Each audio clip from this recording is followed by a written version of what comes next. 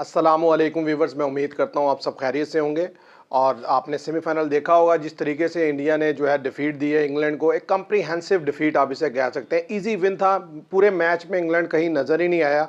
Right from the ball one जब से match start हुआ और जहाँ पर मैच एंड हुआ, इंडिया ने डोमिनेट किया इंग्लैंड पे, चाहे जब बैटिंग कर रहे हो तब या जब बॉलिंग कर रहे थे तब। अगर हम जल्दी जल्दी एक नज़र डाल लें कि क्या स्कोर कार्ड रहा, तो इंडिया ने 20 ओवर्स में 171 रन्स किया। टॉस इंग्लैंड ने जीता, बैटिंग दी इंडिया को। इंडिया ने 171 रन्स का टारगेट दिया और पूरी इंग्लैंड की टीम 103 पर आउट हो गई और इंडिया ने 68 रन से ये मैच जीता। इंडिया की तरफ से जो batters pick of the players रहे उनमें रोहित शर्मा, उन्होंने बड़ी शानदार इनिंग्स खेली। उन्होंने रन्स बनाए 57। ऐसे ही बात की जाए सूर्य कुमार यादव की तो उन्होंने 47 रन्स बनाए। हार्दिक पांड्या ने अच्छा कैमियो दिया, उन्होंने 23 रन स्कोर किए। ऐसे ही 17 रन बनाए जडेजा ने। इंग्लैंड की तरफ से कोई भी बॉलर खातिर खा बॉल नहीं कर सका। जो स्पिनर्स हैं उन्होंने बस कंटेन किया, आप कह सकते हैं। 4 ओवर में 25 रन दिए। आदिल राशिद ने, उन्होंने 1 विकेट ली। अदरवाइज जो फास्ट बॉलर्स थे जैसे सैम करन ने, उन्होंने 2 ओवर में 25 रन दिए। जॉर्डन ने 3 ओवर में 37 रन देकर 3 विकेट्स ली। ऐसी टोपले ने 3 ओवर में 25 रन देकर 1 विकेट ली। जो जोफ्रा आर्चर है 4 ओवर में 33 रन देकर 1 विकेट ली। तो बॉलिंग बिल्कुल ही जो है वो जिसे कहते हैं ना ऑफ कलर नज़र आए। कोई बॉलर बेहतर बॉल नहीं कर सका और इसका क्रेडिट जाता है इंडियन बैटर्स को। जिस तरीके से उन्होंने पार्टनरशिप बिल्ड किया, स्पेशली रोहित शर्मा और सूर्य कुमार यादव ने एक्सीलेंट थे। वो क्रीज पर इतना कंफर्टेबल लगे, हालांकि इतना कंफर्टेबल विकेट था नहीं जितना कि वो लगे। उन्होंने all around the ground shots भी खेले और सबसे जो हॉल ऑफ द मार्क था उनकी इनिंग्स का वो थी उनका जो स्ट्राइक रोटेशन। ज़बरदस्त उन्होंने सिंगल्स, डबल्स और फिर पिक जो बॉलर को पिक करके जो उन्होंने रन्स बनाए वो बड़े शानदार थे। अब अगर बात की जाए बॉलिंग की, तो इंडिया ने बॉलिंग में तो बिल्कुल ही जब इंग्लैंड बैटिंग करने आया उन्हें बेबस करके रख दिया। सिर्फ बटलर ने 23 रन्स बनाए और 25 रन्स हैरी ब्रूक ने बनाए। उसके अलावा कोई बैट्समैन खातिर ख्वाह बैटिंग नहीं कर सका। और अगर बॉलिंग की बात की जाए इंडिया की, तो अक्षर पटेल ने 4 ओवर में 24 रन्स देकर जो है वो 3 विकेट्स लिए हैं और 4 ओवर में 19 रन देकर 3 विकेट्स जो है कुलदीप यादव ने लिए हैं और 2.3 में 12 रन देकर 2 विकेट्स बुमराह ने लिए हैं। तो मेरा ख्याल है इंडिया वेल डिज़र्व विन और बेहतरीन परफॉर्मेंस। जो जो चीज़ कर सकता है कोई टीम एफर्ट कर सकता है किसी चीज़ को जीतने के लिए, या जो जो एरियाज़ या जो जो बॉक्सेस टिक होने चाहिए इंडिया के, वो सारे बॉक्सेस टिक हो चुके हैं। अब सिर्फ ये है कि वो एक कदम की दूरी पर हैं वर्ल्ड कप से, और वो है final against south Africa. South Africa भी अनबीटन चला आ रहा है। देखते हैं कि कैसा मैच होगा। उम्मीद करते हैं कि अच्छा मैच देखने को मिलेगा। अगर इस मैच पर सेमीफाइनल की बात की जाए तो इसमें जो इंग्लैंड की तरफ से जो बड़ी बड़ी गलतियां थी उसमें नंबर 1 जो सरे फहरिस्त थी वो टॉस जीतकर इंडिया को बैटिंग देना। सारे कमेंटेटर्स बोल रहे हैं और इवन के जितने भी लोग हैं जो बैठे हैं, एनालिस्ट हैं, सब कह रहे हैं कि टीम जो भी टॉस जीतेगी बैटिंग फर्स्ट करेगी। और बटलर साहब आकर कह देते हैं टॉस जीतने के बाद कि जी मैं बॉल फर्स्ट करूंगा।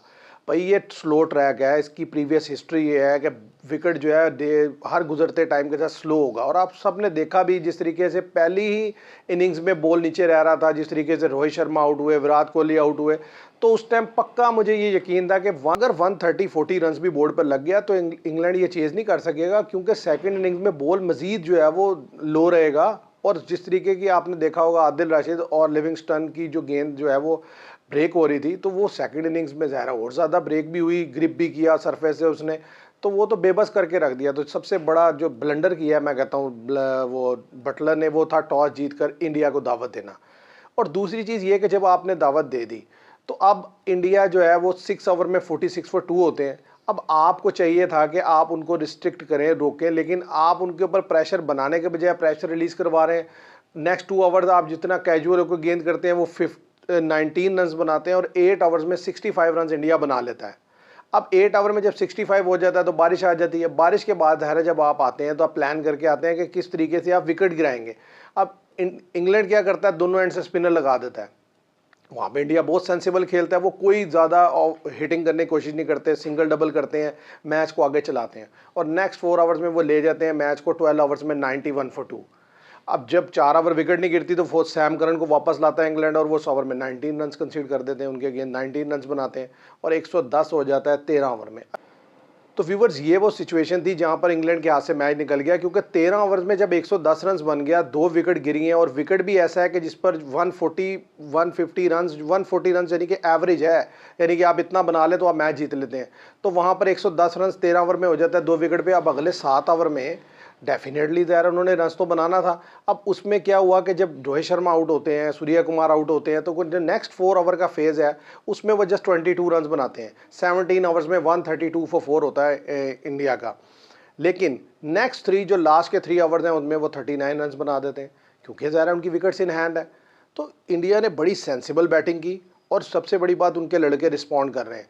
इंग्लैंड की अगर बात की जाए तो उन्होंने डिसीजन मेकिंग भी गलत की, फील्ड प्लेसिंग भी गलत थी। ईजी सिंगल्स दिए, लेग स्टंप पूरा खुला छोड़ा कि आराम से सिंगल लें, डबल लें। भैया आप प्रेशर नहीं क्रिएट करेंगे तो उनका कोई दिमाग ख़राब है कि वो उठा के शॉट मारेंगे। तो यानी कि अलाउ किया कि वो मैच को आगे लेके जाए। वो जितना आगे लेके जाते कि इंग्लैंड के हाथ से मैच निकल गया। और बॉलिंग जब इंग्लैंड बैटिंग करने आया तो विकेट पे बॉल ना उठ रहा था, टर्न भी हो रहा था। और सबसे बड़ा मसला ये है कि इंग्लैंड के प्लेयर इस तरह की कंडीशन में नहीं खेल सकते, तो उन्हें चाहिए ही नहीं था कि वो सेकंड टाइम बैटिंग करते, वो पैलेट करते। तो लिहाजा इंग्लैंड जो है उसने ब्लंडर्स किए हैं मैच में, लेकिन क्रेडिट देना होगा इंडिया को कि जिस तरीके से उसका फ़ायदा उठाया और जिस तरीके की बैटिंग थी रोहित शर्मा की और सूर्या कुमार, वो एक्सीलेंट थी। और फिर बॉलिंग में जिस तरीके की बॉलिंग की अक्षर पटेल ने, वो मैन ऑफ द मैच रहे। कुलदीप यादव ने, बुमराह ने, अनप्लेएबल बॉलिंग है भाई उनकी। भाई इन 3 बॉलर्स के होते हुए और जिस तरीके से बैटिंग अप क्लिक की है ये सूर्या कुमार, हार्दिक पांड्या और रोहित शर्मा, मैं समझता हूँ कि इंडिया को हराना बड़ा मुश्किल होगा फाइनल में। और ज़्यादा चांस यही रहेंगे कि इंडिया मैच जीते। और ज़बरदस्त परफॉर्मेंस दी है उनकी। और उनके प्लेयर्स, सबसे बड़ी बात यह है कि जितना पैशनेट होकर खेलते हैं, जितना कॉन्फिडेंस से खेलते हैं और लगन के साथ और यूनिटी के साथ खेलते हैं, सारे लड़के रिस्पॉन्ड करते हैं। देखें जडेजा को इतने मैचेस से वो ऊपर नहीं भेज रहे थे, आज ज़रूरत पड़ी उन्होंने थोड़ा ऊपर भेजा, उन्होंने अभी आकर 17 रन स्कोर किए। हमारे लड़के के साथ ऐसा हो वो ऊपर आए, वो जानबूझ के ना खेले। तो ये है कि आप क्रेडिट देते हैं अगले को कि यार जिस तरीके से उन्होंने मैच की इनिंग्स बिल्ड की, बड़ी शानदार बैटिंग की। तो एक चीज़ बस आईसीसी के साथ, जो हम पिछले मैच में भी मैंने कहा था सेमीफाइनल के बाद, कि भाई विकेट कम से कम ऐसी दे कि सपोर्टिंग हो। एक कैसी विकेट है जिसमें तीसरे चौथे ओवर में बॉल जो है वो आपके नीज से ऊपर नहीं आ रहा होता और गेंद बैठ रहा होता है, स्पिनर का गेंद इतना इतना टर्न हो रहा होता है और खेलने वाले को समझ नहीं लग रही। वो तो इंडिया की शेयर क्लास थी रोहित शर्मा और सूर्य कुमार की कि वो 171 ले गए, वरना कोई और टीम होती वो भी 130-40 करती और सामने वाली से चेज़ नहीं होना था। तो मेरा ख्याल है इसको देखना चाहिए कि यानी कि कम से कम ऐसी विकेट हो जिस पे दोनों के लिए सपोर्ट हो, जो लोग क्राउड आता है देखने के लिए मैच, उनके लिए एक अच्छा जो मैच देखने को मिले।